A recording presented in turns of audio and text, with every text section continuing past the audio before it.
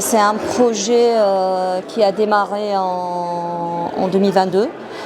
L'appel d'offres il a été lancé depuis 2019, mais le démarrage effectif il a commencé à partir de juin 2022.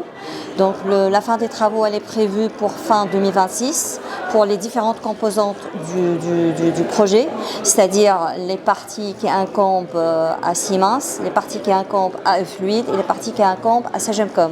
On a 3 grandes parties prenantes dans le projet et qui gèrent différentes parties et différentes composantes.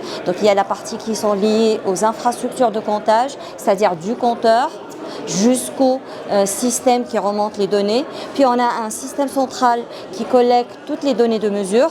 Et après, c'est un système centralisé. Et on a même choisi d'avancer dans la phase de généralisation en généralisant les licences sur l'ensemble du territoire tunisien. C'est vrai que l'étape 1, elle ne couvre que 10% du portefeuille des clients ou des abonnés basse tension, mais le MDMS, qui est le système central, gère la totalité des abonnés basse tension, moyenne tension et basse pression. Donc toute catégorie de niveau de tension et niveau de pression.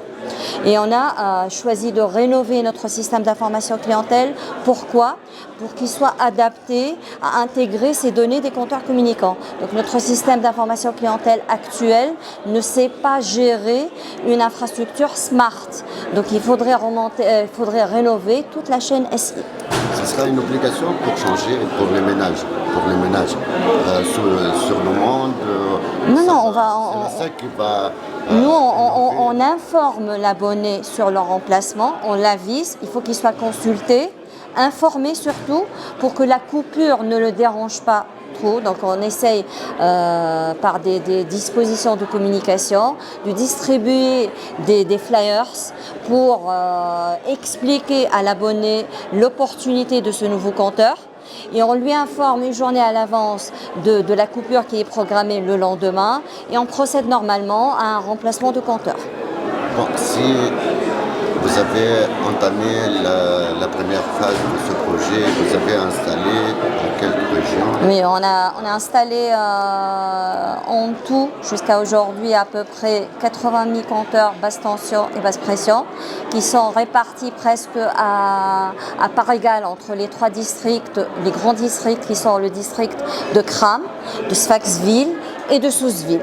Pour la moyenne tension, on a choisi de couvrir la totalité de la Tunisie, c'est-à-dire on va remplacer les compteurs pour 25 000 compteurs moyenne tension et gros consommateurs. Jusqu'à aujourd'hui, on a réussi à installer presque 5 000 compteurs.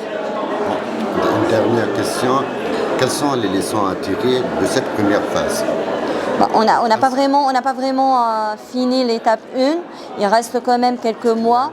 Mais ce qui est le plus pressenti dans ce projet, c'est qu'on vit une expérience nouvelle, on vit la digitalisation, on vit la transformation des métiers, tout ce qui est géré actuellement sur site, sur terrain. Là, on réussit à le faire par des opérations à distance à travers un centre de conduite qui est installé maintenant à Mazassis. On a un centre de supervision national qui gère la supervision du parc de tous les compteurs de la Tunisie, c'est-à-dire on voit si le compteur il est communicant ou pas, on voit si le compteur il est coupé ou pas. Détecter les défaillances. On voit toutes les défaillances, on voit qu'elles soient électriques ou communication.